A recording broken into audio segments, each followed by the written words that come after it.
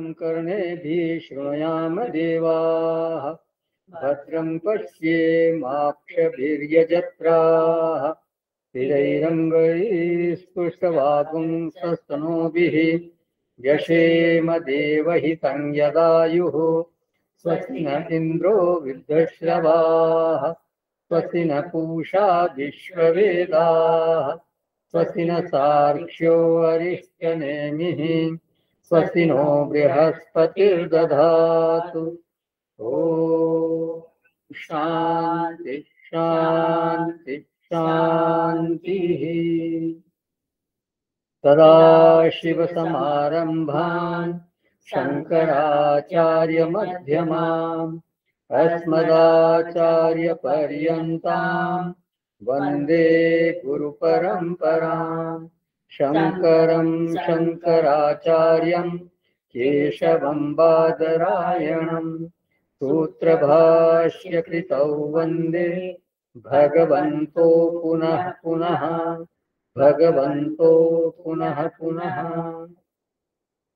ॐ पार्थाय प्रतिबोधितां भगवता नारायणेन स्वयं व्यासेन ग्रथितां पुराणमुनिना मध्ये महाभारतम् अद्वैतामृतवर्षिणीं भगवतीम् अष्टादशाध्यायिनीम् अम्ब त्वामनुसन्दधामि भगवद्गीते भवद्वेषिणीम्। नमोऽस्तु ते व्यासविशालबुद्धे पुल्लारविन्दायतपत्रनेत्र येन त्वया भारततैलपूर्णः प्रज्वालितो ज्ञानमयः प्रदीपः प्रपन्नपारिजाताय स्तोत्रवैत्रैकपाणये ज्ञानमुद्राय कृष्णाय गीतामृतदुहे नमः। सर्वोपनिषदो गावो दोग्धा गोपालनन्दनः पार्थो वत्सः सुधीर्भोक्ता दुग्धं गीतामृतं महत्। वसुदेवसुतं देवं कंसचाणूरमर्दनं देवकी परमानन्दं कृष्णं वन्दे जगद्गुरुं कृष्णं वन्दे जगद्गुरुं कृष्णं वन्दे जगद्गुरुम्। आरोप प्रशिक्षण था कीर्तन करें। हमको सिखा दो प्रभु जी ये गीता का ज्ञान, हमको बता दो प्रभु जी ये गीता का ज्ञान।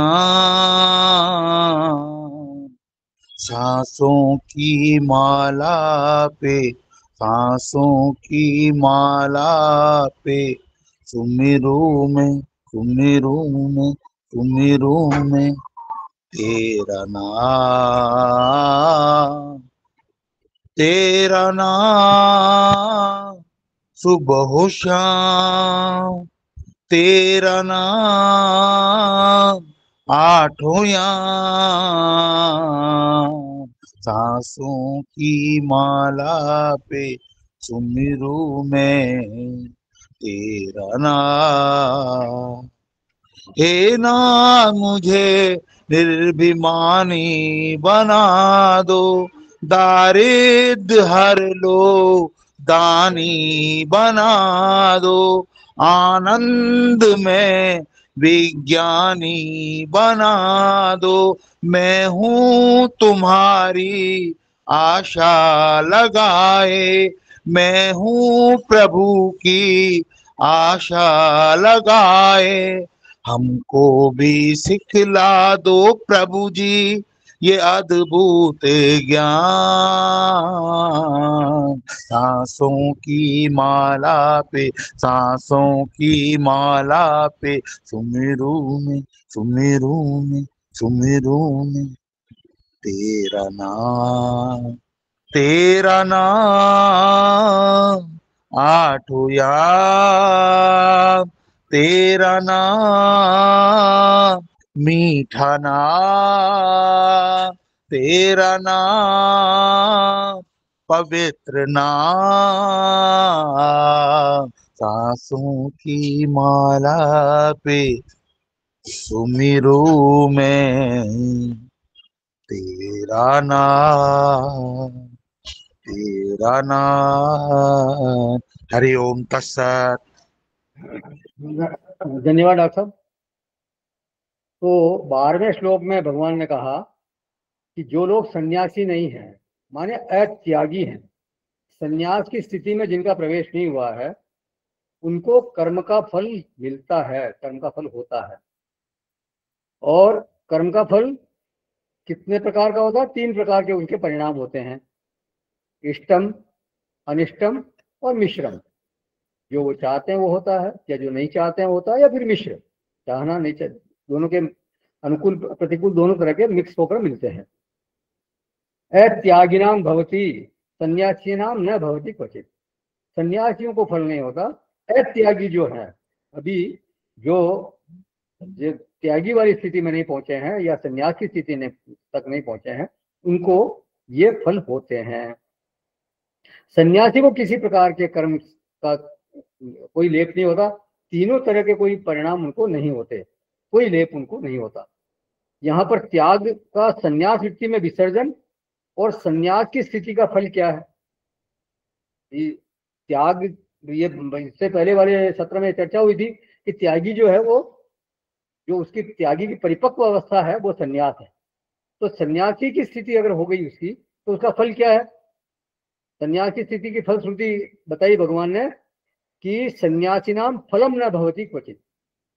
मतलब सन्यासी को किसी प्रकार का कोई फल का लेप नहीं होता, यही उसका फल है, यही उसकी फलश्रुति है। अब सन्यासी को फल क्यों नहीं मिलता, इस पर थोड़ा चिंतन होना चाहिए। तो कोई भी कर्म करने वालों की 3 तरह की स्थितियां बन सकती है। जो भी कर्म करते हैं तो 3 तरह की स्थितियां हो सकती है कर्म करने वालों की। एक स्थिति है उद्यमी की, परिश्रमी की। कोई बहुत उद्यमी है, पुरुषार्थी है, उद्यमशील है, डायनेमिक है, अचीवर है, लेकिन अहंकारी है, उसमें अभिमान की वृत्ति बहुत अधिक है। तो उद्यमशील है लेकिन अहंकारी होना ये बहुत अच्छी बात नहीं मानी जाती। इसमें उद्यमशील होना ठीक है, लेकिन फिर साथ में अगर अहंकार है तो ये बहुत ही निकृष्ट स्थिति है। फिर दूसरी स्थिति क्या है? वो उद्यमशील है, परिश्रमी है, लेकिन उसमें अहंकार शिथिल है, माने वो विनयी है, विनम्र है। लोग बोलते हैं ना कि ये तो बिल्कुल डाउन टू अर्थ है, ये एकदम जमीन से जुड़े हुए व्यक्ति हैं, इतने बड़े आदमी होकर भी ये बिल्कुल इतने विनयशील रहते हैं, बहुत विनम्र रहते हैं। और एक तीसरी स्थिति है जो कि चरम आध्यात्मिक स्थिति कही जाती है, वो है बिल्कुल अकर्ता भाव। ये पारमार्थिक स्थिति है, कर्ता भाव का बिल्कुल वहां लोप हो गया। तो कर्ता के 3 विभाग हो गए, एक उद्यमी परिश्रमी लेकिन अहंकारी, दूसरा उद्यमी परिश्रमी लेकिन विनयी विनम्र कर्ता, और वेदांत की भाषा में कहें तो उसका कर्तृत्व शिथिल है, जिसका कर्तृत्व प्रदीप्त नहीं है, जिसका कर्तृत्व प्रखर नहीं है। और तीसरी जो श्रेणी है वो है अकर्ता। तो गीता का वांछित कर्ता कौन सा है? वो उद्यमी हो, परिश्रमी हो, माने उत्साह में कोई न्यूनता ना हो, उत्साह भरपूर हो, परिश्रम में किसी प्रकार की कोई कमी ना हो, लेकिन एट द सेम टाइम कर्तृत्व उसका अत्यंत शिथिल हो। तो वो एक योग्य कर्ता माना गया है गीता की भाषा में। गीता जी के इसी अध्याय में आगे आएगा सात्विक कर्ता। मुक्त संगो अनहंगवादी धृत्युत्साह समन्वितः सिद्ध्य सिद्ध्योर निर्विकार कर्ता सात्विक उच्यते। तो भगवान ऐसा करता चाहते हैं, वो धृति और उत्साह से समन्वित, मतलब उसमें उत्साह पूरा है और साथ में धैर्य भी पूरा है, अहंकार नहीं है, अहंकार बिल्कुल शून्य है, लेकिन धृति भरपूर है, उत्साह भरपूर है। धृति माने जितने विघ्न आए, कितने भी कार्य करने में कोई विघ्न आते हैं, कभी असफलता ही मिलती है, तो वो जो विघ्न आते हैं वो उसके लक्ष्य की ओर बढ़ने से उसको रोक नहीं सकते इस धृति के कारण। धृति एक ऐसा गुण है जिससे कि वो निराश नहीं होता, अपने कर्म में लगा रहता है, चाहे उसको असफलता मिले तो भी वो हिम्मत नहीं हारता। तो विघ्नों से बार बार आक्रांत होने पर भी, विघ्नों से बार बार आहत होने के बावजूद जो प्रारंभ हुए कर्म को बीच में नहीं छोड़ते, तो इसका हेतु है केवल और केवल उनकी धृति। तो उत्साह और धृति ये व्यक्तित्व के दो पहिए हैं। इन्हीं के लिए भगवान ने विभीषण जी को बोला, जिस समय वो रावण के सामने युद्ध मैदान में थे, तो वो बिल्कुल बिना नीचे बिना पादुकाओं के थे, रथ भी नहीं था। तो विभीषण जी ने कहा था कि जो रावण रथी और आप तो बिल्कुल विरथ हैं। तो भगवान ने कहा कि ये जो रथ है वो दूसरा ही है, जो सफलता का रथ है वो दूसरा है। सौरज धीरज धीरज तेही रथ चाका, जो शौर्य और धैर्य वो उस रथ के दो पहिए हैं। तो शौर्य माने उत्साह, तो आगे बढ़ने की शक्ति, विघ्न को लांघ जाने की शक्ति। और धृति माने क्या कि जीवन में व्यक्ति जो है उत्साह के बल से आगे तो बढ़ता है, लेकिन ये भी एक सच्चाई है कि जीवन में सफलता हमेशा मिलती नहीं है। कभी कभी वो असफलता का मुंह भी उसको देखना पड़ता है, और कई बार कार्य में बहुत विघ्न आते हैं। तो ऐसी दिशा में ऐसी इस तरह की दशा में जो विघ्न आने पर भी, सफलता नहीं मिलने पर भी, जो कार्य को बिल्कुल न छोड़े, अपने लक्ष्य से भ्रष्ट न हो, अपनी यात्रा को न छोड़ बैठे, तो इसके लिए जिस चीज की जरूरत होती है उसको बोलते हैं धृति, धैर्य। चाहे बाहरी क्षेत्र हो, भौतिक जगत का क्षेत्र हो, चाहे भीतरी आध्यात्मिक क्षेत्र हो। तो अगर सफलता नहीं मिलती है तो आदमी भीतर से कहीं ना कहीं टूटने लगता है, निराश होने लगता है। उसके भीतर का जो उत्साही व्यक्ति है वो मरने लगता है। गोस्वामी जी ने वानर यात्रा के समय इसका बहुत सुंदर वर्णन किया था। वो आरंभ में तो जब ये सीता जी की खोज के लिए निकले तो बहुत उत्साह में भरे हुए थे पहाड़ों में और तालाब में और पता नहीं कहाँ कहाँ वन में, सब जगह कूद फान कर रहे थे, कंदराओं में, पहाड़ों में, सब जगह ढूंढ रहे थे। उत्साह समय में क्या है, बहुत उत्साह भरपूर था। लेकिन कुछ दिनों सफलता नहीं मिली, और फिर एक दिन ऐसा हुआ कि इनको पानी भी नहीं मिला, तो फिर एकदम सब बिना जल के सब एकदम शिथिल हो गए। तो हनुमान जी ने देखा कि इनकी उछल कूद कैसे बंद हो गई, ये अचानक क्या हो गया। तो वो आती है चौपाई, वहां मन हनुमान कीन अनुमाना, मनन चहत सब बिनु जल पाना। ये बिना जल के सब अपनी देह छोड़ देंगे, इनको यदि जल नहीं मिला तो मर जाएंगे। तो जल को प्रतीकात्मक रूप से समझें तो एक सफलता का जो टॉनिक होता है, सफलता की जो एक उत्साह देने वाली चीज होती है, वो इनको नहीं मिल रही। तो इनके भीतर का जो खोजी है वो मर रहा है। तो वो फिर हनुमान जी ने विवर में प्रवेश किया और वहां उनको स्वयं प्रभा मिली, और फिर वो उन्होंने सबको समुद्र के किनारे पहुंचाया। फिर वहां भी आगे इतना विशाल समुद्र को देख के फिर निराश हो गए वो, तो वहां उनको संपाति मिल गए और उन्होंने कहा कि मैं देख पा रहा हूँ सीता जी को। तो भगवान फिर इस तरह का संयोग बनाते हैं कहीं न कहीं। तो वो धैर्य जो है व्यक्ति को रखना चाहिए कि प्रभु सहायता करेंगे, इस तरह का अगर भाव मन में रख करके और अपन कार्य करते हैं तो निश्चित रूप से भगवान भी फिर सहायता करते हैं। तो ये है धृति। जब आदमी करने में प्रवेश करता है तो उनको ये दोनों ही शक्तियां एक साथ चाहिए।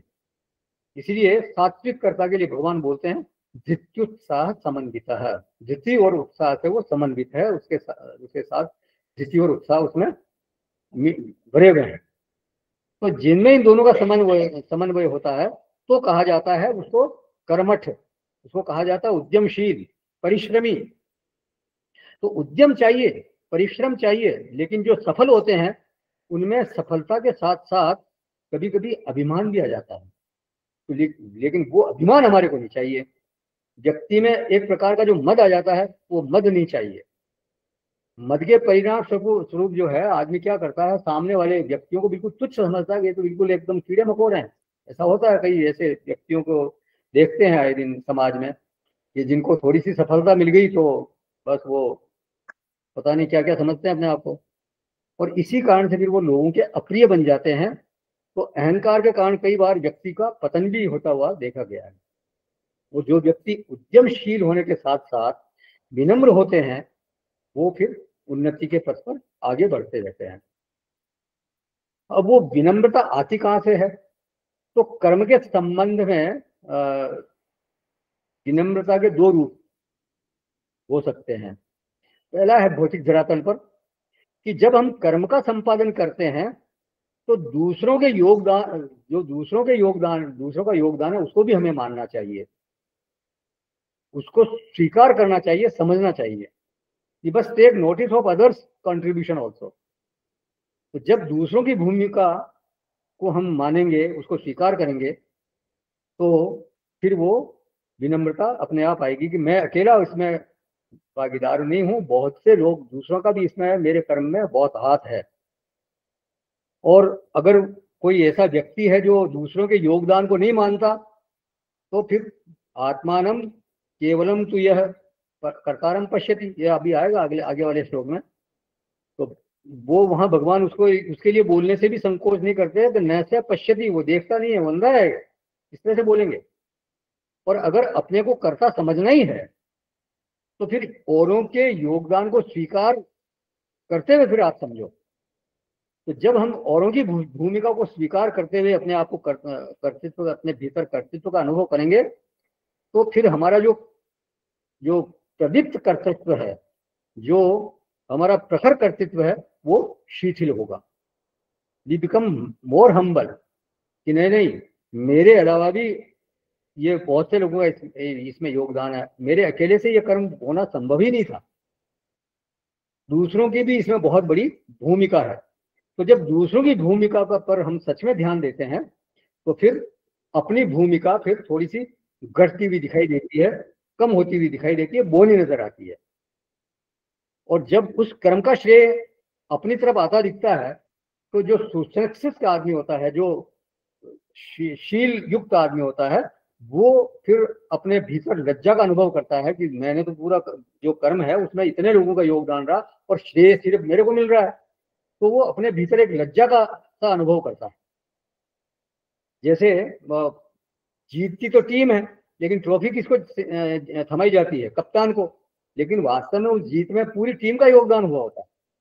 तो कप्तान केवल यह समझ ले कि मेरे कारण जीत हुई हो, ऐसा नहीं हो सकता, वो तो सबका सहयोग होता है। तो विनय का एक बहुत बड़ा स्रोत है to recognise others role in the action, दूसरों के योगदान को उस कर्म के भीतर मानना, ये भी विनम्रता का एक बहुत बड़ा स्रोत है, बहुत बड़ा साधन है। फिर विनय का दूसरा स्रोत देखें, वो है दैवम। देखिए, जब ईश्वर को व्यक्ति महसूस करने लगता है, उसके बनाए हुए संयोगों को महसूस करता है, उनको याद करता है कि उन्हीं ने ये संयोग बनाया है, उन्हीं ने मेरे को उस अमुक व्यक्ति से मिलाया, उन्हीं ने मेरे से ये बात कहलवा दी मेरे मुंह से, मैंने तो ऐसा कभी सोचा नहीं था, और मैं इस कार्य को इतना कठिन समझ रहा था, लेकिन कितना सहज से हो गया। कई बार अनुभूतियां होती है जीवन में, बिल्कुल होती है। जिस काम को बहुत कठिन समझते हैं, पता नहीं कितने दिनों से सोचते हैं कि भाई ये कैसे होगा कैसे होगा कैसे होगा, और फिर जिस समय होना होता है उस समय ऐसे सारे संयोग बनते हैं, लोग एकदम आके मदद करने वाले आ जाते हैं और सब काम एकदम स्मूथली हो जाता है। जैसा आप सबका अनुभव होगा, ऐसा कुछ न कुछ निश्चित रूप से जीवन में ऐसी घटनाएं होती है। तो दैवम शब्द का अर्थ अगर ईश्वर लिया जाए, ध्यान रखें, बहुत बड़ा जबरदस्त शब्द भगवान ने बीच में डाला है, देवम। वो अदृष्ट है, लेकिन समर्थ है, प्रभावी है, दिव्य है।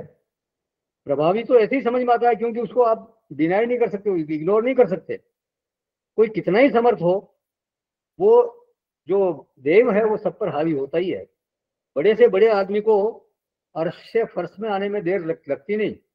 वो जमीन पे था जिनका दबदबा कि बुलंद अर्श पे नाम था, उन्हें यूं फलक ने मिटा दिया कि मजार तक का निशान नहीं। बड़े बड़े राजे महाराजे हुए, बादशाह हुए, पता नहीं कितने आए जले गए, और उनको आज कोई नाम लेवा नहीं है। तो बड़े कोई समर्थ हो और कोई ये समझता हो कि मैं इतना बड़ा हूं, तो इन नो टाइम पता चला कि वो उसका नामो निशान ही मिट गया। न इतराइए, देर लगती है क्या जमाने को करवट बदलते हुए। तो ये पक्का है, वो जो देव है उसका तो आपको नोटिस करना ही पड़ेगा, उसको मानना ही पड़ेगा। और वहां न्याय भी दिखता है, ये उनकी दिव्यता है, बिल्कुल न्यायपूर्वक सब काम होता है। एक साधारण मनुष्य जो है वो ये क्या कहता है कि परमात्मा के घर में देर है अंधेर नहीं है, सुना होगा हम सबने। तो ये परमात्मा की दिव्यता है। देव शब्द में ये चीज छिपी हुई है। माने लोगों को ये भरोसा होता है कि कोई है, कोई ऐसी शक्ति है जो बड़े से बड़े और चढ़े से चढ़े लोगों के साथ भी न्याय करता है। अगर वो कुछ इधर उधर करें तो, अगर वो उनको मानते हैं और बिल्कुल विनम्रता पूर्वक चलते हैं, ईश्वर को मानते हुए लोगों की सेवा के भाव से अगर करते हैं, तब तो कोई उनको परेशानी आने का प्रश्न ही नहीं है। लेकिन वो अगर इस तरह से अहंकार पूर्वक चलते हैं और इस तरह से कर्म करते हैं, तो फिर न्याय होने भी देर भी नहीं लगती है। ऐसा देखते हैं कई बार समाज में होता है। तो जब देव शब्द से ईश्वर का ग्रहण होता है, तो बाकी के जो चार घटक हैं, माने अधिष्ठानम, कर्ता, करणम और चेष्टा, ये फिर थोड़ा उनका प्रभाव निम्न लगता है, थोड़े उनकी घटता हुआ दिखाई देता है, वो फिर मामूली चीजें लगती है। संतों ने, महापुरुषों ने कहा है, साई से सब होत है, बंदे ते तो कछु ना आए। राम कीन चाह ही सही होई। जो भगवान चाहते हैं वास्तव में होता है वही है। करही अन्यथा असा नहीं कोई, दूसरे किसी की शक्ति नहीं है जो कोई अन्यथा कर सके। तो जितना ही अधिक ईश्वर फैक्टर पर, ईश्वर घटक पर ध्यान जाएगा, उतना ही व्यक्ति का कर्तृत्व मिटेगा, उसका कर्तृत्व शिथिल होगा, कर्तृत्व फिर खड़ा नहीं हो सकता। कई संयोग योग जीवन में ईश्वर ही बनाते हैं, उनकी सहायता के बिना कार्य हो नहीं सकता। ये बिल्कुल अनुभूत सत्य है, मान लीजिए आप। तो जो इस तरह का व्यक्ति होता है, जो ईश्वर में विश्वासी व्यक्ति होता है, उसका इस तरह का भाव होता है। भगवान ने पूछा हनुमान जी से, कहू कपि रामन पालित लंका, कई विधि रहे वो दुर्ग अति बंका। भाई उस दुर्ग को जिसकी रक्षा स्वयं रावण की शक्तिशाली सेना करती है, स्वयं रावण वहां बैठा हुआ है, उसको तुमने जला दिया, ये कैसे हुआ? बोले हनुमान जी ने क्या उत्तर दिया, प्रभु मेरी क्या औकात है, मेरी क्या हैसियत है। शाखा मृग के बड़ी मनुसाई, शाखा ते शाखा पर जाए। नाग सिंधु हाटक पुरजारा, निशिचर गण विधि विपिन उजारा। सो सब तब प्रताप रघुराई, नाथन कछु मोरी प्रभुताई। बोले मैं तो एक मामूली सा वानर हूँ, शाखा मृग हूँ, ज्यादा ज्यादा मेरी शक्ति क्या है, एक शाखा से उछलकर दूसरी शाखा पर कूद जाऊंगा, बस इससे ज्यादा मैं क्या कर सकता हूँ, कुछ नहीं। लेकिन मैं समुद्र लंघन कर लिया, लंका का दहन कर दिया, हो गया मेरे द्वारा, राक्षसों का वध हो गया, इतने जितने बड़े बड़े कार्य हुए हैं, वो सब आपकी कृपा के बिना कैसे संभव हो सकते थे। वो सबके पीछे आपकी कृपा थी, तो ये सब आपके प्रताप से हुआ। तो हनुमान जी ने कभी भी अपने आप को कर्ता नहीं माना, हमेशा अपने बल के पीछे उन्होंने राम जी की शक्ति को ही माना। जामवन जी ने भी कहा वहां पर, प्रभु की कृपा भयउ सब काजू, प्रभु की कृपा से सारे कर्म हो गए हैं। तो शिथिल कर्तृत्व ये बहुत ही उत्तम भाव है एक किसी व्यक्ति का।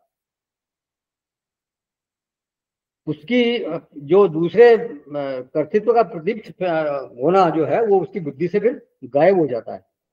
एक ईश्वर और दूसरा अन्य लोगों की भूमिका, ये बहुत जरूरी है।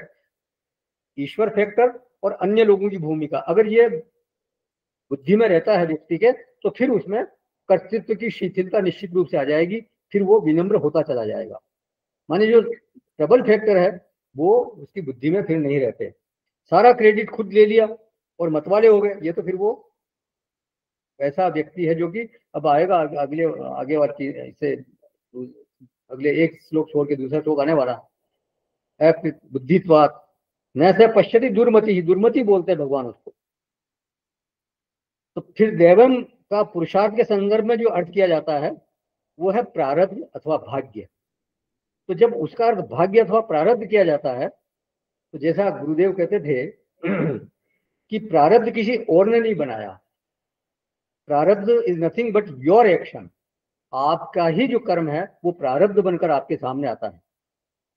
The only difference is that it is previous action and only you have done it.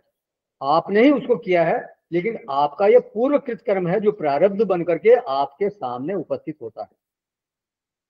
तो हमारे द्वारा पूर्व में किया गया कर्म ही प्रारब्ध बनकर के आता है। अब वो चाहे अनुकूल बनकर आए चाहे प्रतिकूल बनकर आए, लेकिन जो भी आई परिस्थिति वो हमारे कर्म के कारण ही आई है। कोई काऊ को नहीं दुख सुख कर दाता, निज कृत कर्म भोग सब भ्राता, लक्ष्मण जी ने कहा वहां निषाद राज को।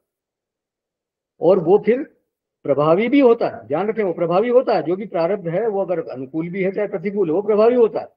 लेकिन चूंकि एक समय में हमने ही उसको पैदा किया था, तो और मान लीजिए आज वो प्रतिकूल बनकर आता भी है, तो उसको पराभूत करने की, उसको डिफीट करने की शक्ति भी हमारे में है।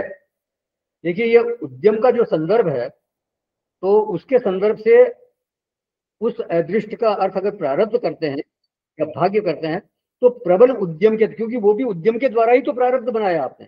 तो आज अगर प्रबल उद्यम करेंगे तो हो सकता है हम उस प्रारब्ध को पराभूत कर सकें। प्रारब्ध क्या, कर्म ही तो था।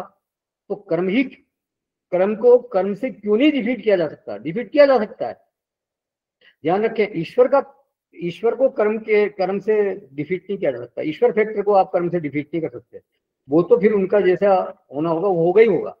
लेकिन अगर प्रारब्ध है आपका, उसको आज के कर्म से आप उसका प्रभाव बढ़ा सकते हैं, घटा सकते हैं। मतलब आप, क्योंकि वो पहले वाला भी वो कर्म ही है, जो प्रारब्ध बन गया है वो पहले का कर्म है, और आज के कर्म से आप उसको बढ़ा घटा सकते हैं, उसके प्रभाव को कम ज्यादा कर सकते हैं।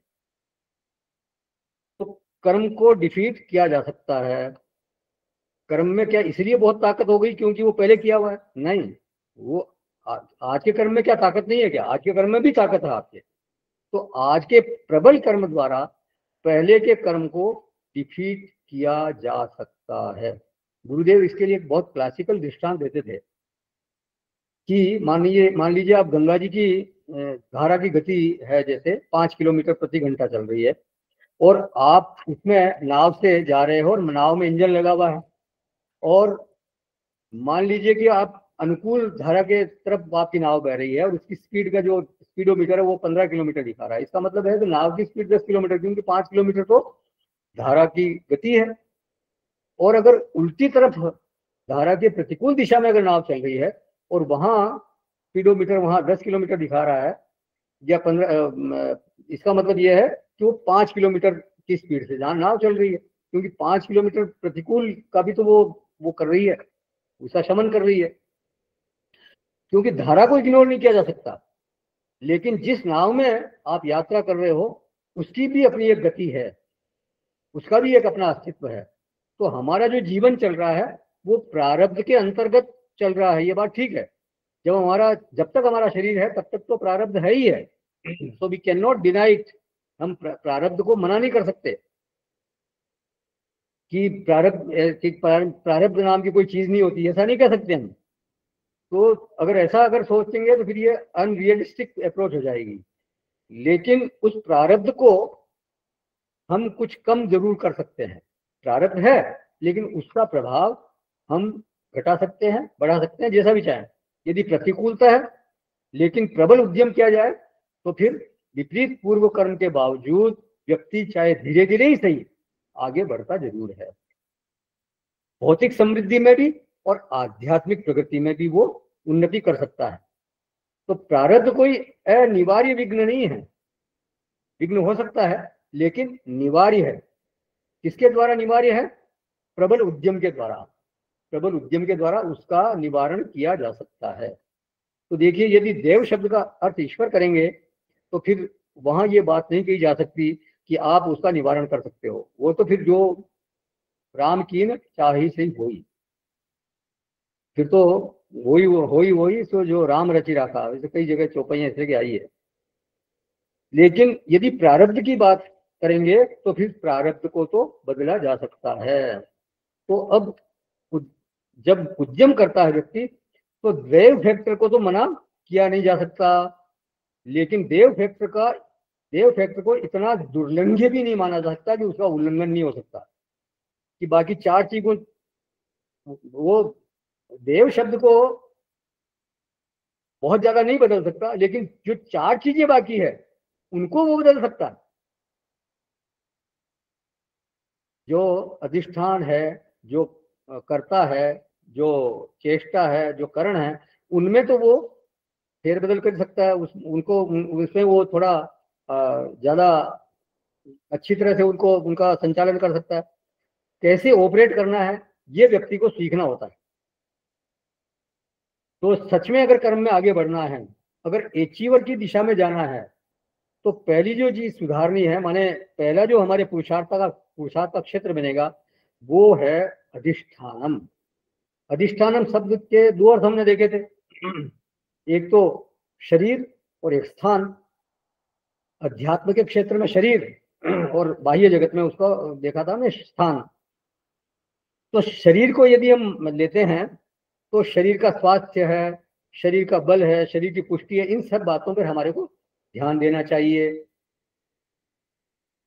Manage your body in right way, मतलब एक जो शरीर को चाहिए उस तरह का पोषण उसको दें, उसको बराबर एक्टिव रखें, संयमित भोजन लें, व्यायाम आदि करें, सोना जागना, युक्ताहार विहार से युक्त चेष्टा से कर्म, ये सब जरूरी है जीवन में।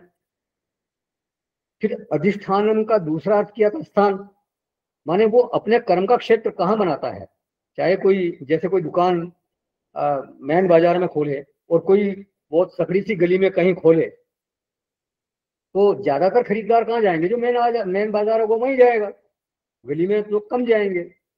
हाँ, ये अलग बात है कि वो अपने पर्सनल रिलेशन से धीरे धीरे उसका बढ़ेगा, लेकिन ज्यादा संभावना चलने की, दुकान चलने की मेन बाजार में है, गली में चलने की कम संभावना होती है। तो अधिष्ठानम, जहां वो कार्य हो रहा है वो बहुत महत्वपूर्ण है। यदि गलत अधिष्ठान का चुनाव कर लिया तो फिर वहां असफल होने की संभावना बढ़ जाती है। देखिए, लोग काम करने के लिए केवल जगह ही नहीं बदलते, शहर छोड़ देते हैं, राज्य छोड़ देते हैं, देश छोड़ देते हैं। ये किसका ऑपरेशन हो रहा है, मतलब किस पे वो ऑपरेट कर रहे हैं, अधिष्ठान पर। अधिष्ठान को चेंज कर रहे हैं। अपने गांव में कोई साधन नहीं है कमाई का तो शहर में चले गए, शहर से कहीं दूसरे राज्य में चले गए। बहुत से हमारे राजस्थान से, जो मारवाड़ क्षेत्र से बिरला जी आदि थे, सब कितने सालों पहले वहां चले गए बंगाल में, कोई आसाम में चले गए, कोई मद्रास चले गए, नीचे साउथ में चले गए। जहां भी जाएंगे मारवाड़ी मिल जाते हैं। तो क्या है, वो इसीलिए गए कि वो यहाँ उनको इतना दिखा नहीं, बाहर ज्यादा उनको कमाई का ज्यादा चांस मिला, संभावना ज्यादा दिखी। तो हैंडलिंग ऑफ प्लेस, ये पहला फैक्टर है। आप अपने स्थान का किस तरह से चुनाव करते हैं, ये आपका सबसे पहला घटक हो गया। तो अधिष्ठान का भौतिक जगत में भी बहुत महत्व है और आध्यात्मिक जगत में भी बहुत महत्व है। व्यक्ति सही अधिष्ठान का चुनाव करके अधिक सफल हो सकता है। दूसरा फैक्टर है, दूसरा घटक है कर्ता। दूसरा ऑपरेशनल एरिया क्या बनेगा, कर्ता का। ध्यान रखें, ये भी पुरुषार्थ का क्षेत्र है। कर्ता माने कौन, जो करने वाला है, कर्म को करने वाला है। तो वो अपने आप को कितना योग्य से योग्य बना सकता है, इस पर व्यक्ति को ध्यान देना चाहिए।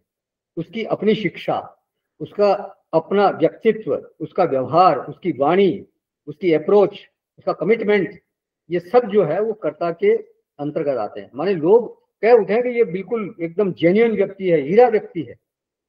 एक बड़ी कंपनी ने एक व्यक्ति को अप्रोच किया और बोला कि भी अब हमारी कंपनी में हम आपको सीईओ बनाना चाहते हैं, सबसे ऊंचा पद जो कंपनी का है वो देना चाहते हैं। तो वो कहते हैं, उन्होंने कहा जी मैं तो नहीं संभाल सकता, मेरे को ज़्यादा इंटरेस्ट नहीं है। लेकिन वो कंपनी के मालिक का इतना आग्रह था, उनकी योग्यता भी जानते थे वो, तो बहुत ज़्यादा आग्रह जब किया तो वो उनको मानना पड़ा और बहुत अच्छा पैकेज उनको मिला उसका। तो ये किस लिए हुआ, किस कारण से हुआ? उनकी योग्यता के कारण। किसकी योग्यता? कर्ता की योग्यता। तो कोई योग्य व्यक्ति हो तो उसकी कद्र करने वाले मिल ही जाते हैं। मतलब ऐसा नहीं है कि वो फिर कमी नहीं है कद्रदां की अकबर, करे तो कोई कमाल पैदा। आप में अगर कमाल करने की कोई ताकत है तो निश्चित रूप से कद्रदां मिल जाएंगे। उसकी एजुकेशन, उसकी लगन, उसकी कमिटमेंट, उसका आत्मविश्वास, कई कई चीजें होती हैं इसके लिए। आखिर वो भी तो आदमी है, एक व्यक्ति है, लेकिन वो अपनी योग्यता उसने बढ़ाई है। एक कर्ता वो है जो कि देश को चलाता है और एक कर्ता ये है जो परिवार भी सही ढंग से नहीं चला पाता। सुंदर पिचई जो है वो गूगल के सीईओ किसके बल पे? अपनी योग्यता के बल पे गए।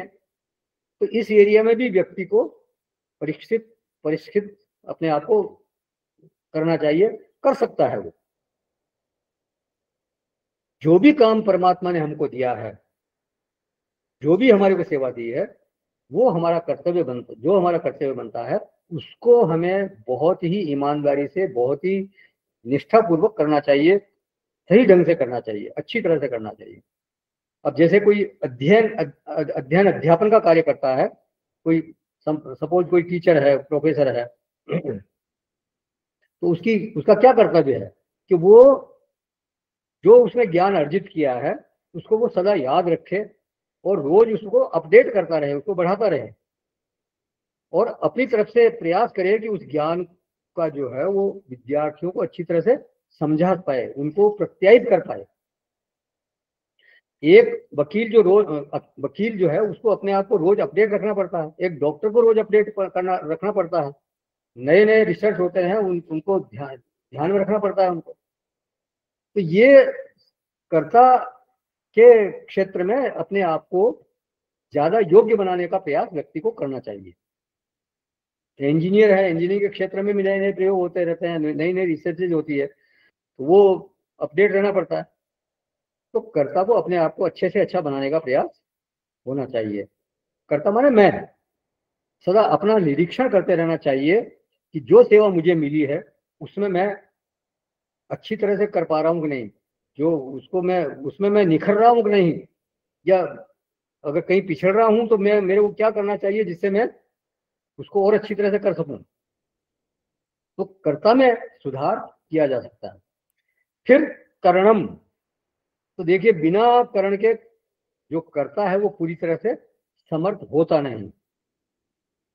वो योग्य है, उसमें ज्ञान भी है, वो विनम्र भी है, माने कर्ता में जो योग्यता होनी चाहिए वो उसमें है, लेकिन अगर करण नहीं है, साधन नहीं है, कर्म के संपादन के लिए जो विविध साधन चाहिए वो अगर नहीं है तो फिर वो कर्म को सही ढंग से नहीं कर पाएगा। जैसे कई बार वो एक उदाहरण दिया था ना कि जो स्टेथोस्कोप या बीपी इंस्ट्रूमेंट के बिना एक डॉक्टर आपको बीपी नहीं बता सकता, चाहे वो कितना ही योग्य डॉक्टर हो। सही ढंग से सही बीपी आपका बिना उस बीपी इंस्ट्रूमेंट के वो आपको नहीं बता सकता। कोई इंजीनियर है, उनके लिए कई साधन चाहिए, कोई किसान है उसको हल चाहिए, उसको ट्रैक्टर चाहिए, उसको मिट्टी समतल करने के लिए साधन चाहिए, सब कई तरह के, घास काटने के लिए औजार चाहिए, ये अनाज निकालने के लिए फिर वो थ्रेशर चाहिए, कई तरह के साधन उसको चाहिए। तो दुकानदार है तो उसको अलग तरह के साधन चाहिए, सुनार है तो उसको वो साधन चाहिए, हथौड़े चाहिए, वो सब चाहिए, लोहार हो, दर्जी हो, सबको साधन तो चाहिए ही चाहिए। अगर साधन नहीं है तो फिर अचीवमेंट घट जाएगा, करण का बहुत फर्क पड़ता है।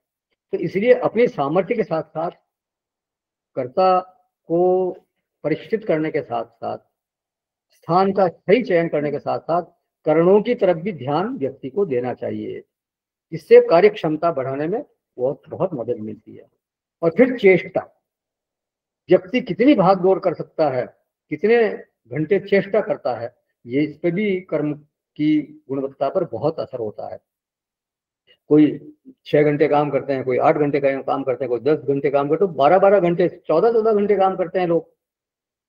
तो ये भी एक ऑपरेशनल एरिया है, व्यक्ति इसमें भी अपने आप को ज्यादा समर्थ बना सकता है। विधा पृथक चेष्टा, कितनी क्षमता है उसकी परिश्रम करने की, वो इसमें टेस्ट होती है। तो अधिष्ठान, कर्ता, करण और चेष्टा, इन चारों को सही ढंग से ऑपरेट करना, अपनी क्षमता बढ़ाने का प्रयास करना, इससे कर्म की गुणवत्ता बढ़ाई जा सकती है। इसे ही कहते हैं उद्यमशीलता। तो उद्यमशीलता बढ़नी चाहिए, धृति उत्साह समन्वित होकर के इन चारों पर व्यक्ति को जोर लगाना चाहिए। इंप्रूवमेंट की जहां संभावना हो वह तलाश करना और उस पर इंप्रूवमेंट करने की कोशिश करना, प्रयास करना, लेकिन साथ में देव को भी याद रखना, क्योंकि देव को अगर याद नहीं रखेंगे तो विनय नहीं रहेगा, देव को याद रखेंगे तो विनय बना रहेगा। तो उद्यम का क्षेत्र पहले 4 घटकों में है और विनय का जो स्रोत है वो है दैवम। तो ये हमारा वांछित करता है, जो गीता का वांछित करता है वो उसके लक्षण है। एक वैदिक करता, हमारा असली शास्त्रीय करता, वो किसी से कम उद्यम नहीं करता, बहुत उद्यम करता है। सबसे सटीक उदाहरण क्या है हमारे सामने, श्री हनुमान जी। किसी से उद्यम कम नहीं है, लेकिन उत्साह भरपूर है, धृति भरपूर है, उपलब्धि भरपूर है, लेकिन साथ ही विनय भरपूर है। विनय भी साथ में, अहंकार लेश मात्र भी नहीं है। तो वो हमारा आराध्य कर्ता बन जाते हैं एक तरह से। तो इसके उलट उद्यम में किसी व्यक्ति की हर जगह कमी है और अधिष्ठान, कर्ता, करण, चेष्टा, ये सब में कमी है और देव को मानता नहीं है, तो वो फिर क्या बनेगा, वो एक निकृष्ट कर्ता बन जाएगा, बदसूरत कर्ता बन जाएगा। दुर्मति ही भगवान एक तरह से उसको एक बहुत ही झिड़कते हैं। तो ऐसा कर्ता व्यक्ति को कभी नहीं बनना चाहिए। कर्म के संदर्भ में दैव कभी विस्मरण नहीं होना चाहिए। दैव का बहुत बड़ा रोल है हमारे कर्म में। तो ये हो गया जो ऐसा करता है, कर्मठ है, उद्यमशील है, लेकिन विनम्र है। फिर तीसरा है अकर्ता। देखिए, शिथिल कर्ता होने से लाभ तो बहुत है, पर वो आत्यंतिक स्थिति नहीं कहलाती। पता नहीं भीतर से फड़फड़ा कर कब कर्ता जाग उठे, कब वो खड़ा हो जाए। आध्यात्मिक क्षेत्र में अधिष्ठान शब्द का अर्थ हमने देखा शरीर, तो फिर ऑपरेशनल एरिया हमारा शरीर ही बनेगा। फिर अंतःकरण जो है वो करता है, तो उसका परिष्कार करना, अंतःकरण का परिष्कार करना, वो उसको निर्मल बनाना, बिल्कुल एकदम ऐसा लगनशील बनाना उसको कर्म के प्रति, किसी प्रकार का अहंकार न रहे अंतःकरण में। जो फिर करण है, जो 11 इंद्रियां हैं वो करण है, इनका भी परिष्कार करना है। ये उद्यम व्यक्ति का होना चाहिए। तो चित्त का अधिक से अधिक परिष्कार करके फिर उस सुसंस्कृत चित्त से सुसंस्कृत की हुई इंद्रियों के द्वारा वो प्रार्थना करे, तो फिर क्या होगा, साधक की प्रगति होगी। आध्यात्मिक क्षेत्र में भी प्रगति होगी और भौतिक क्षेत्र में भी प्रगति होगी। तो जब औरों के योगदान को व्यक्ति मानता है, देवों को मानता है, तो फिर उसमें कर्तृत्व की शीतलता निश्चित रूप से आएगी और वो अकर्तृत्व की जो स्थिति बनेगी वो धीरे धीरे उसको अकर्ता तक पहुंचा देगी। और अकर्ता को फिर किसी फल की प्राप्ति होती नहीं। भगवान ने बोला ना, वो सन्यासी नाम न फलम न लभ्यते। तो यही सन्यास की स्थिति है। जब धीरे धीरे वो उसमें अकर्तृत्व का भाव प्रगाढ़ होता जाएगा, एक दिन वो बिल्कुल अकर्ता बन जाएगा और वो ही सन्यास की स्थिति कहलाती है, और उसको फिर किसी प्रकार का कोई फल होता नहीं। तो अब 15वें श्लोक में भगवान बोलते हैं। अब तक की चर्चा में किसी का कोई प्रश्न है या कोई उसमें ऐड करना है? हाँ, तो ये 15वां श्लोक है 18वें अध्याय का। शरीर वांग मनोभिर्यत कर्म प्रारभते नरः न्यायं वा विपरीतं वा पंचैते तस्य हेतवः। मनुष्य मन, वाणी और शरीर से शास्त्रानुकूल अथवा विपरीत जो कुछ भी कर्म करता है उसके ये पांचों कारण है। चाहे वो विहित कर्म करे चाहे अविहित कर्म करे, ये पांच ही उसके कारण है। शरीर वांग मनोभिर्यत कर्म प्रारभते। शरीर, वाणी और मन, इन तीनों के द्वारा मनुष्य जो कुछ कर्म करता है, चाहे वो न्यायम, न्यायम माने विहित, और विपरीतम मतलब अविहित, निषिद्ध, तो जो भी कर्म करेगा वो उसमें ये पांच ही हेतु है। पांच हेतु मतलब अधिष्ठान, कर्ता, करणम, विविध चेष्टा और दैवम। तो अब इसमें एक प्रश्न उठाया भगवान भाष्यकार ने कि ननु अधिष्ठानादीनि सर्वकर्मणां कारणानि कथम उच्यते शरीर वांग मनोभिः कर्म प्रारभते इति। बोले जबकि अधिष्ठान आदि ही सब कर्मों के कारण है। ये सब कर्मों के अधिष्ठान, चेष्टा, करण ये बताए थे। तब ये कैसे कहा जाता है कि शरीर, वाणी, मन से कर्म करता है? तो इसका उत्तर भी साथ में देते हैं कि इसमें नैष दोष है, इसमें कोई दोष नहीं है।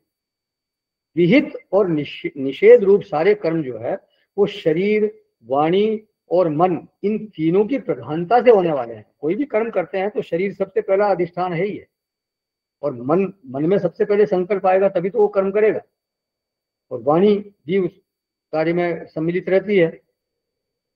तो इन तीनों की प्रधानता से कर्म होता है। तो देखना, सुनना आदि जीवन लक्षण वाली जितने भी चेष्टाएं हैं उन्हीं कर्मों की अंगभूत है। इसलिए जो कुछ भी शरीर आदि से कर्म करता है, और फल भोग के समय भी शरीर आदि के द्वारा ही फल भोगा जाता है। फल भोग के लिए भी तो शरीर ही जिम्मेदार है। फल भोग कहाँ होगा? शरीर में। ये फल भोग के लिए तो शरीर मिला आपको, आपने कोई कर्म किया उसका फल भोगने के लिए फिर वापस देह मिल गई। ये संसरण इसी कारण से चल रहा है। तो इसलिए अधिष्ठान आदि पांच करणों की हेतुता बिल्कुल ठीक है, इसकी विरोधी नहीं है। दूसरी तरह से देखें तो शरीर अधिष्ठान है और मन, वाणी जो है वो करण स्थानीय है। तो इसलिए कोई विरोध की बात यहाँ नहीं है, ऐसा भगवान भाष्यकार कहते हैं। अब जो अकर्ता नहीं है या अपने को शिथिल करता नहीं मानता, जैसे मैंने बताया था ना कि वो उसके लिए दुर्मति शब्द बोल रहे हैं भगवान, वो केवल अपने को ही कर्ता मानता है, तो उसके लिए भगवान क्या बोलते हैं? तो ये 16वां श्लोक है। भगवान बोल रहे हैं ऐसा कर्ता जो कि अपने आप को स्वयं कर्ता मानता है, अपने अलावा किसी को कर्ता मानता नहीं, और बहुत अभिमानी है। तो उसके लिए भगवान क्या कहते हैं ये 16वें श्लोक में बताते हैं। तत्रैवं सति कर्तारम् आत्मानं केवलं तु यः पश्यत्यकृतबुद्धित्वात् न स पश्यति दुर्मतिः। परंतु ऐसा होने पर भी जो मनुष्य अशुद्ध बुद्धि होने के कारण उस विषय में यानी कर्मों के होने में केवल शुद्ध स्वरूप आत्मा को कर्ता समझता है, वह मलिन बुद्धि वाला अज्ञानी यथार्थ नहीं समझता। देखिए, मलिन बुद्धि वाला बोल दिया उसको। तो तत्र एवं सती, ऐसा होने पर भी, माने पहले बताए गए पांच कारणों द्वारा ही समस्त कर्म सिद्ध होते हैं। मतलब अधिष्ठान, कर्ता, करणम, विविध चेष्टा और दैवम, ये पांच कारण हर एक कर्म के पीछे है, चाहे वो विहित कर्म हो चाहे अविहित कर्म हो। तो ऐसा होने पर भी केवलम, जो केवल अपने को ही कर्ता मान लेता है, वो वास्तव में ठीक बात नहीं है। जैसा कि शीतल कर्तृत्व की व्याख्या में हमने क्या देखा था कि जब किसी भी कर्म को करने में इतने फैक्टर काम करते हैं, कितने ही लोगों का योगदान होता है, मतलब ये तो है ही अधिष्ठान, कर्ता, करण, ये तो है ही, इसके अलावा भी और कई लोगों का योगदान होता है। दृष्ट अदृष्ट कई लोगों का इसके पीछे हाथ होता है उस कर्म को सिद्ध करने में, और सबसे बढ़कर देव। तो फिर केवल अपने को कर्ता मान लेना ये तो एक तरह की नासमझी है, बल्कि एक चालाकी है, ये बेईमानी है। भाष्यकार लिखते हैं कर्तारम आत्मानम केवलम शुद्धम तु यह पश्यति अविद्वान कस्मात् वेदांत आचार्य उपदेश न्याय ही अकृत बुद्धित्वात् असंस्कृत बुद्धित्वात्। बोले मैं ही करता हूं, इस प्रकार केवल शुद्ध आत्मा को उन कर्मों का कर्ता समझ लेता है। वास्तव में जो शुद्ध आत्मा वो कभी कभी कर्ता हो नहीं सकता। न कर्तृत्व न कर्माणि लोकस्य सिद्धि प्रभु न कर्म फल संयोगम स्वभावस्तु प्रवर्तते। भगवान ने तो कह दिया वो वो कुछ नहीं करता, लेकिन ये शुद्ध आत्मा को कर्ता समझ लेता है, तो वो असंस्कृत बुद्धि वाला है। वास्तव में वो कुछ नहीं समझता। बोलते हैं तत्र तेषु आत्मानम अन्यत्वेन अविद्यया परिकल्प्य तहि क्रियमाणस्य कर्मणः अहम एव कर्ता इति। बोले उन अधिष्ठान आदि ये जो 5 कारण बताए थे, माने अधिष्ठानम करणम चेष्टा और दैवम, तो उनके साथ उसने अनन्यता कर ली, एकता कर ली, मैं ही ये सब हूं। कैसे एकता कर ली उसने? अविद्या, अविद्या के द्वारा वो ही सब कुछ अपने आप को मानने लग गया। तो इन चारों के साथ एकता मान करके उनके द्वारा किए हुए कर्मों का कर्ता खुद को मानने लग गया। कर्ता तो वो है, बाकी चारों के साथ एकता मान करके कि भाई ये तो ठीक है, ये तो मेरे ही हैं, ऐसा करके, और कर्ता खुद को मान लिया। अहम एव कर्ता, मैं ही करता हूं।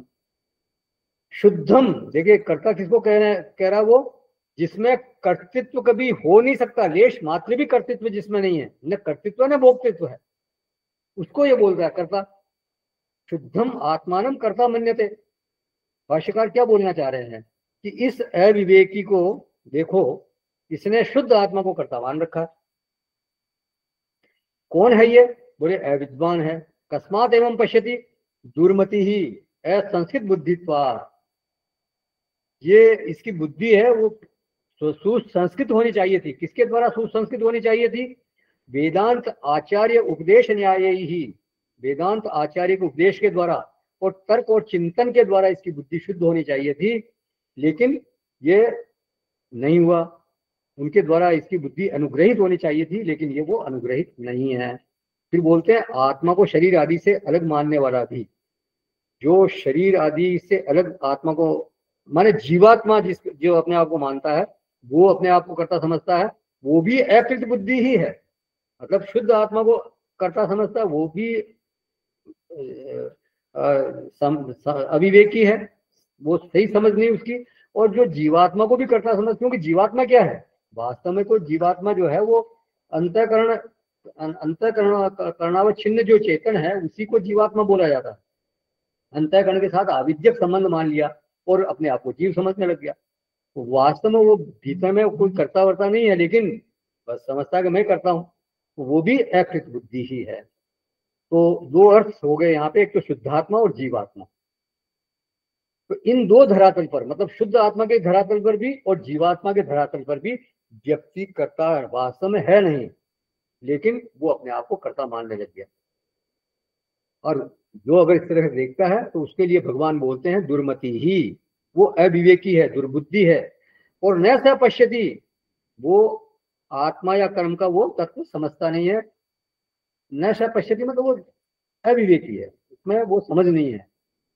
तो 3 स्टेज हो गई यहाँ पे जो हमने अभी तक चर्चा की। उसमें एक तो है उद्यमी, लेकिन केवल अपने को ही कर्ता मानता है, उसमें अहंकार भरपूर है। दूसरे को कोई भी क्रेडिट देने को वो राजी नहीं है, बिल्कुल मानता ही नहीं है कि दूसरे ने कोई मेरे को सहयोग किया। वो तो कहता है कि मैं ही हूं करता हूं, मैं जो कुछ किया मैंने किया, ठीक है।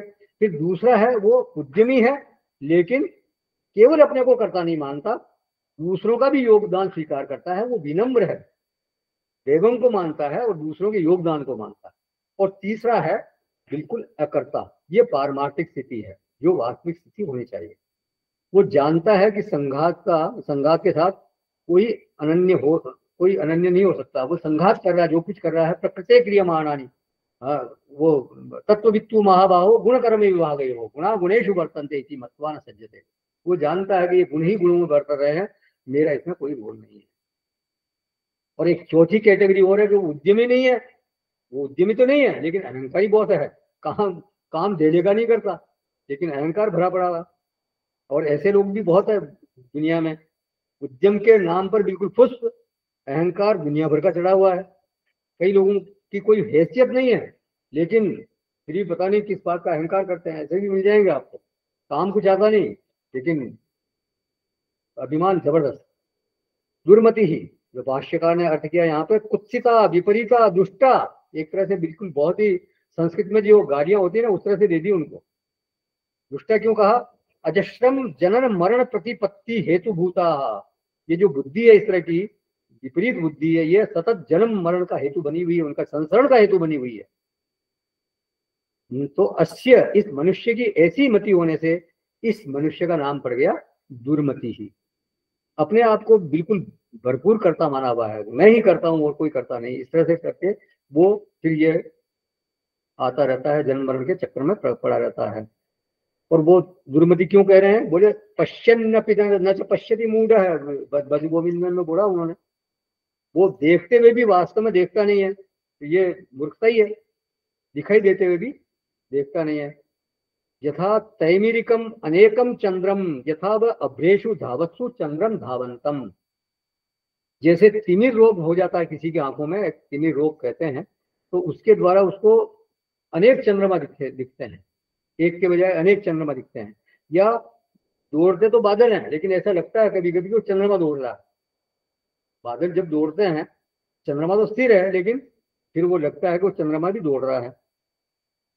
फिर वो एक और उदाहरण देते हैं, यथा वा वाहने उपविष्ट अन्येषु धावत्सु आत्मानं धावंतम, किसी अन्य सवारी पर चढ़ा हुआ है व्यक्ति और वो चल रहा है, सवारी पर चढ़ा हुआ चल रहा है, जैसे ऊंट पे घोड़े पे चल रहा है, लेकिन बोलता क्या है? मैं चल रहा हूं। चलने का आरोप अपने में कर लेता है। तो ये जो विपरीत दर्शन करने वाली जो बुद्धि है, उसका नाम बोला है उन्होंने दुर्मति ही। अब भाष्यकार कहते हैं कि क पुनः सुमति यह सम्यक पश्यति इति उच्यते, तो फिर जो वास्तव में देखता है, जिसकी बुद्धि सही देखती है, सुबुद्धि है, वो कौन है? तो इसके ऊपर फिर आगे बोलते हैं, वो फिर हम अगली कक्षा में देखेंगे। किसी का कोई प्रश्न है या कुछ इसमें ऐड करना है?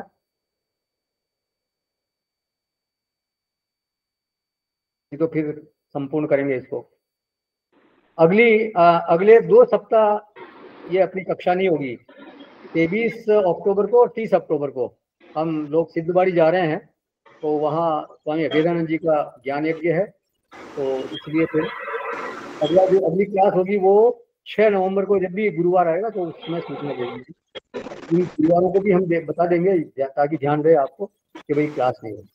ठीक है, जाइएगा नहीं। ओम पूर्णमदः पूर्णमिदं पूर्णमादाय पूर्णमेवावशिष्यते।